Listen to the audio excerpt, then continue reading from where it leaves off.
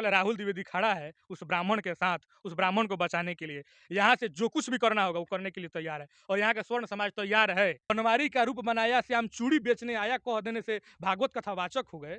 श्रीमद् भागवत कथा नचैया और गवैयों का तो काम नहीं है। रामदेव बाबा का आपसे पूछना चाहते हैं कौन से जाति के हैं, आप बताइए। रामदेव बाबा तो यादव कुल से आते हैं, फिर भी जो वेदों को पढ़ता है वो द्विवेदी है, जो 3 वेदों को पढ़ता है वो त्रिवेदी है, जो 4 वेदों को पढ़ता है वो चतुर्वेदी है। देवता मंत्र के अधिकार में देवता है और मंत्र जो है वो ब्राह्मणों के अधिकार में आता है, इसलिए ब्राह्मणों को देवता। नमस्कार, प्रणाम, आदाब, सत श्री अकाल। मैं रिपोर्टर राहुल। आज हम आए हैं पूर्वी चंपारण जिले के गोइठाहा गांव में। यहाँ पे हमें मुलाकात हुई अरेराज सोमेश्वरनाथ धाम क्षेत्र के प्रसिद्ध आचार्य राहुल द्विवेदी जी से, और आज हम इनसे बात करेंगे कि जो इटावा में घटना घटी है श्रीमद् भागवत कथा कहने के दौरान, ये 2 यादव कथावाचकों को ब्राह्मणों द्वारा जो प्रताड़ित किए जाने का मामला आया है, जिससे देश आक्रोशित है। तो हम जानेंगे कि आखिर इनका राय क्या है। क्या पूजा पठन जो पठन पाठन है या भागवत कथा कहने का है वो केवल ब्राह्मणों का अधिकार है या कोई भी करा सकता है? तो इन पे हम इनका राय लेंगे। तो सबसे पहले हम आपका स्वागत करेंगे राहुल जी कि आप हमारे चैनल पे आए। बहुत बहुत धन्यवाद एवं आपको बहुत बहुत शुभकामनाएं कि आप रिपोर्टिंग कर रहे हैं, इस क्षेत्र में आए हैं। सानंद मानंद बने वसंतम आनंद कंदम हतपाप वृंदम वाराणसीनाथमनाथनाथम श्री विश्वनाथम शरणम प्रपद्ये, श्री विश्वनाथम शरणम प्रपद्ये। बहुत बहुत धन्यवाद। पूछिए क्या जानना चाहते हैं। हम जानना चाहते हैं कि जो इटावा में जो घटना घटी है उसके बारे में, जो आपको शायद पता ही होगा, तो क्या इस पे कहना चाहिएगा कि केवल ब्राह्मणों का ही अधिकार है कोई भी भागवत कथा कहने का या पठन पाठन का कार्यक्रम करने का, या अन्य जातियां भी कर सकती हैं, और जो घटना घटा है वो सही है या गलत है? इस पे हम आपका राय जानना चाहेंगे। सबसे पहले तो इटावा में जो भी घटनाएं घटी वह निंदनीय है, वह सही नहीं है। और अब दूसरी सवाल आपका होता है कि क्या पूजा पाठ अथवा भागवत कथा करना, राम कथा करना, विष्णु कथा करना, क्या सिर्फ ब्राह्मणों का इस पर अधिकार है? तो ऐसा बिल्कुल नहीं है। सबसे पहले राहुल जी ये जान लीजिए कि किसी भी कार्य पर किसी का अधिकार नहीं है, लेकिन किंतु हर कार्य के पीछे कुछ नियम होता है। जैसे देश को चलाने के लिए संविधान है, उसी तरह सनातन धर्म को चलाने के लिए हमारे पास वेद हैं। वेद रूपी संविधान है जिसको मानना पड़ेगा, जिसको स्वीकार करना पड़ेगा। उसमें यह बात स्पष्ट लिखा गया है श्रीमद् भागवत महापुराण के अंदर कि कथा कौन कह सकता है और कौन सुन सकता है, श्रोता कौन बनेगा और वक्ता कौन बनेगा। तो कथा, भजन, कीर्तन गाने का, कहने का, कोई भी रंगारंग कार्यक्रम करने का सबको अधिकार है, सबको अधिकार है, समान अधिकार है। किंतु एक विशिष्ट आयोजन के माध्यम से किसी विशिष्ट गद्दी के ऊपर, किसी विशिष्ट विषय के ऊपर कोई साधारण व्यक्ति को बुलाकर कथा नहीं कहाई जा सकती है। जैसे भागवत कथा का अगर प्रयोजन है उद्धार के लिए, स्वयं के उद्धार के लिए, अपने पूर्वजों के उद्धार के लिए, तो उस कथा को कहने के लिए विद्वान वक्ता को बुलाना पड़ेगा जो कथा का मर्मज्ञ हो। हमारे श्रीमद् भागवत कथा में कह दिया गया है कि विद्यावते भागवते परीक्षा, विद्वानों की परीक्षा श्रीमद् भागवत गीता में होती है। श्रीमद् भागवत कथा नचैया और गवैयों का तो काम नहीं है। और ये कोई चाहता है कि बनवारी का रूप बनाया श्याम चूड़ी बेचने आया कह देने से भागवत कथावाचक हो गए, तो ये बात बिल्कुल गलत है और इससे सनातन धर्म का हानि होगा। तीसरी बात, आपने कहा कि क्या ये बात वही लोग कर सकते हैं? बिल्कुल नहीं कर सकते।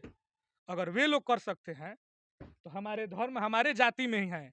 रामदेव बाबा का आपसे पूछना चाहते हैं कौन से जाति के हैं, आप बताइए। रामदेव बाबा तो यादव कुल से आते हैं, फिर भी पूरा हिंदू समाज उनको पूछता है ना जी। पूजनीय मानता है। तो जब रामदेव बाबा आप आते हैं यादव कुल से, तो रामदेव बाबा यादव कुल से आने के बाद रामदेव बाबा स्वयं कहते हैं कि मैं अग्निहोत्रीय ब्राह्मण हूँ, मैं द्विवेदी ब्राह्मण हूँ, मैं त्रिवेदी ब्राह्मण हूँ, मैं चतुर्वेदी ब्राह्मण हूँ। क्यों?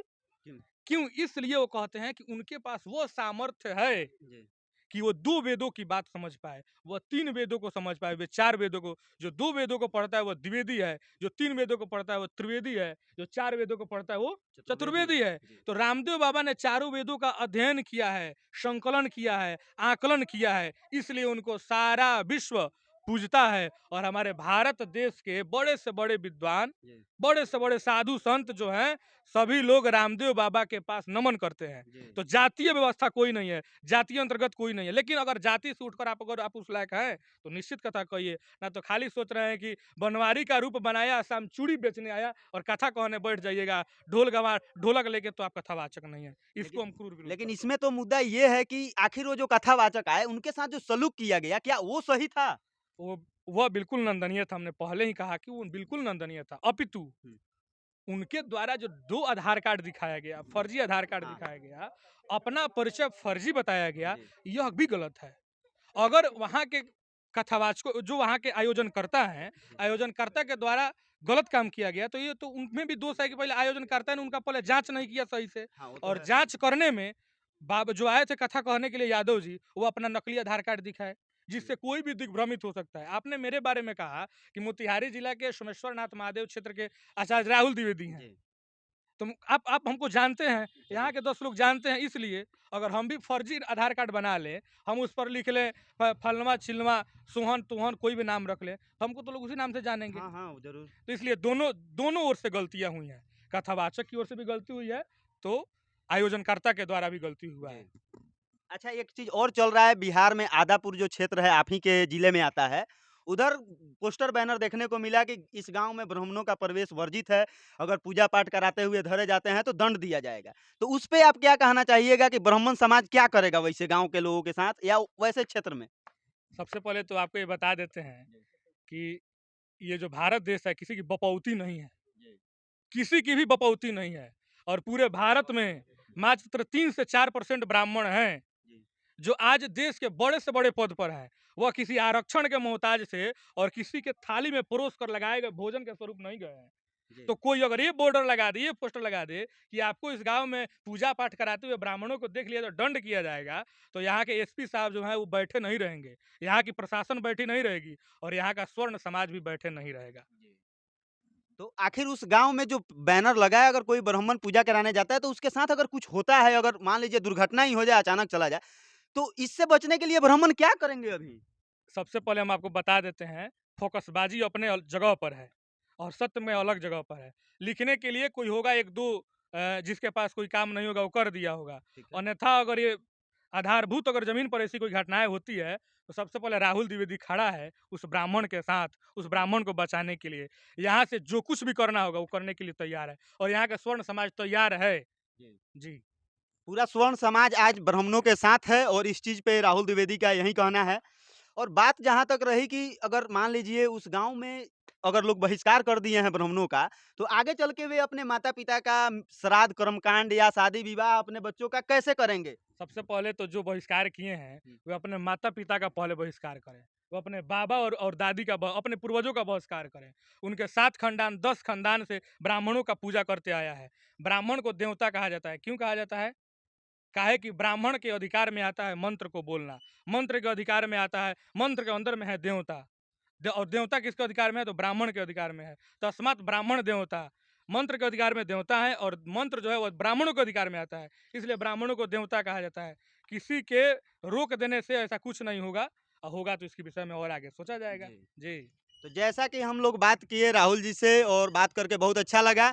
तो आप लोगों का इस पे क्या विचार है कमेंट करके बताएँ और अगर वीडियो अच्छा लगे तो ज़्यादा से ज़्यादा शेयर करें ताकि ऐसी जागरूकता हम लोग समाज में फैला सकें। और हमारे पेज को फेसबुक पे देख रहे हैं तो फॉलो करें और यूट्यूब पे देख रहे हैं तो सब्सक्राइब करें और वीडियो को ज़्यादा से ज़्यादा लाइक शेयर करें। तो जय हिंद, जय भारत, जय सनातन।